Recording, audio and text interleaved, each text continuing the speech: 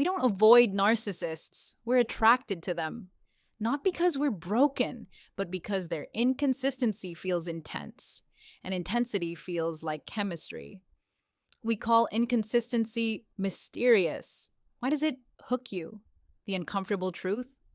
Stability feels boring to a dysregulated nervous system. This is where it gets deeper, and once you understand how it works neurologically, you'll never see the cycle the same way again.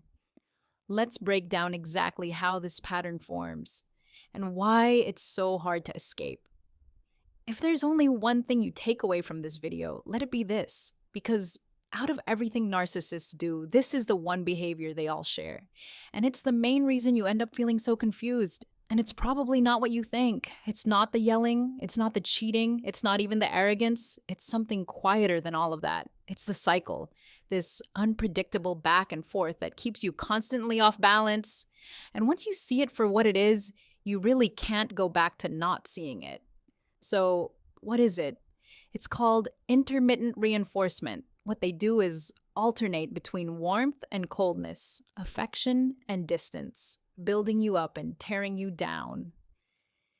And here's the thing.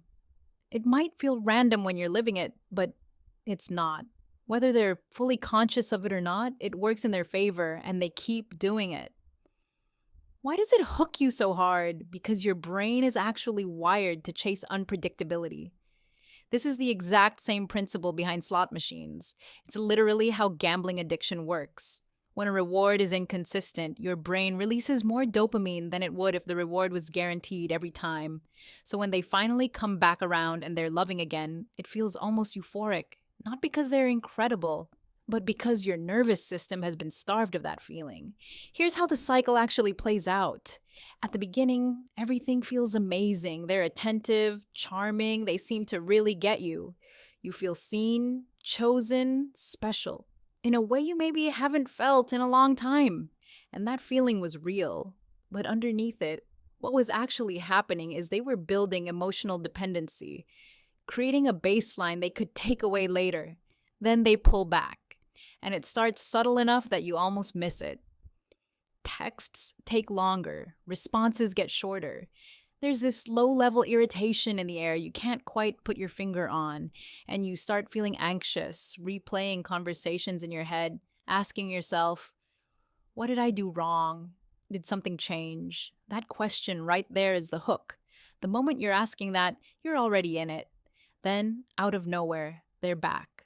Warm, present, affectionate, like nothing happened. You feel this wave of relief, and what you don't realize in that moment is that your brain has just been conditioned to associate them with relief from the very pain they caused.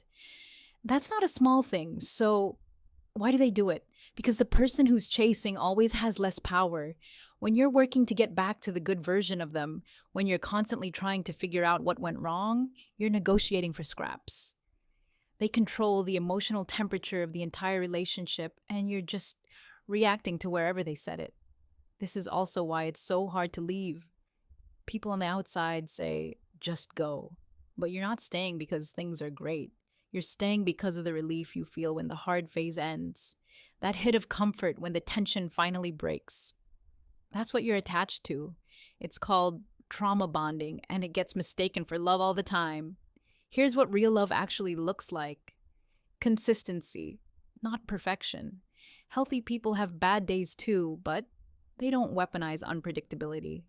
They don't make you feel completely secure one week and totally disposable the next. If that's a pattern you're seeing, that's not passion or intensity. That's control. The most dangerous narcissists aren't the loud, obvious ones. They're the ones who quietly destabilize you over time until you stop trusting your own read on reality. If you've ever felt genuinely addicted to someone who was also hurting you, this cycle is probably a big reason why. So, I want to leave you with a question. And I actually want you to sit with it. Have you been through this cycle? Or are you still in it right now? Drop it in the comments.